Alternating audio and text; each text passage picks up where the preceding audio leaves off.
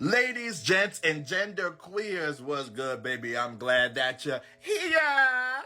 Welcome to day 24 of 31 Days of Horror Movies, where today we are watching, the Babadook 2014. Okay, now I've watched this before, but we're gonna watch it again. We're gonna comment on it, and we're gonna talk about it. Ba-da-ba-ba-ba, it's some scary shit. Oh, girl. This movie, okay. The Babadook is a 2014 Australian. I knew their accents was Australian. I was going back and forth between was it Australian, was it British? It was Australian, period. It's a 2014 Australian psychological horror film written and directed by Jennifer Kent. You wrote the shit out of this in her feature directorial debut, and you directed it? Eat! Based on the 2005 short film Monster, starring Essie Davis, ate that up, Noah Wiseman, who I believe was a little boy. You acted that shit. Daniel Henshall, Hayley McElhinney, Barbara West, and Ben Winspear. Did you play the Babadook, Ben? If so, you're creepy. And talented. And creepy. The film follows a widowed single mother who, with her son, must confront a mysterious humanoid monster in their home. Baby. Oh gosh. A living nightmare is what this was. And it's just, let's talk about relationships, right? So let's talk about the relationship between the mother and her son, because this is when we get into these horror films. Like, I believe tomorrow I'm going to be watching Hereditary. This is when we start to get into these horror films where the acting is crisp.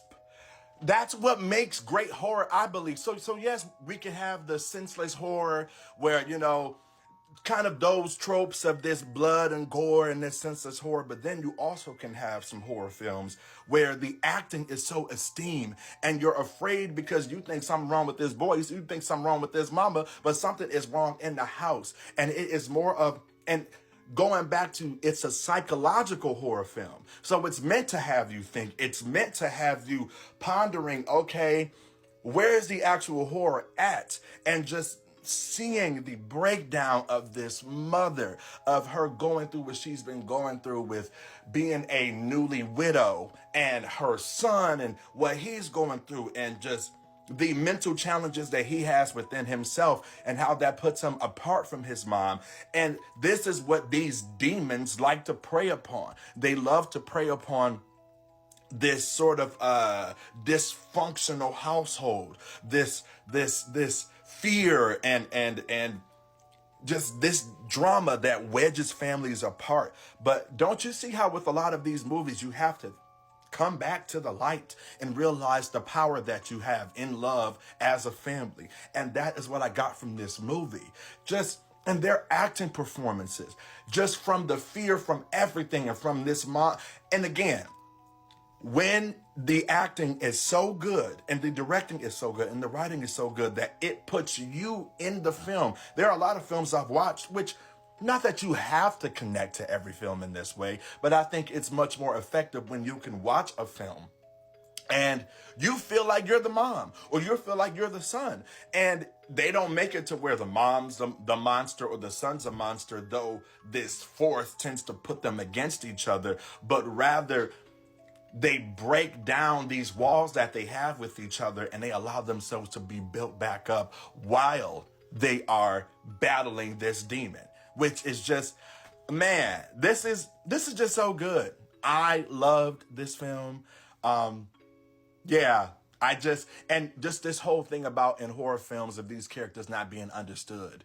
And I think that's where, if you saw the last video I did on Us, I believe, I talked about how a lot of queer folks call this a queer icon film. And I think what it stems from is this not being understood and how you're deemed dark and you're deemed other because you're different. And because you're going through some things, but people don't understand you and don't want to understand you until they themselves are humbled and are able to see that we're all human and we all dealing with shit. Amazing writing. Loved it. Tomorrow we are going to be watching, yes, day 25, we are watching The Hereditary, which, baby, I watched it before, and all I got. Yeah, okay, here we go. The first of Ari Aster's classics, Ari Aster is a. Let's watch it. See y'all then. Oh, gosh. I forgot to give it a rating. Hold on. I'm going to rate this movie a 9.5 out of 10 for its originality, for such a strong directorial debut, as well as the performances. 8 down, and the actual creature that is the Babadook is creepy as hell. Yeah. Nightmares will be had, but if he come into my motherfucking dreams, I'm going to beat your ass, Babadook. You can... Never mind. I'll join you for day 25. Join me for day 25, where we go watch Hereditary. Oh, God.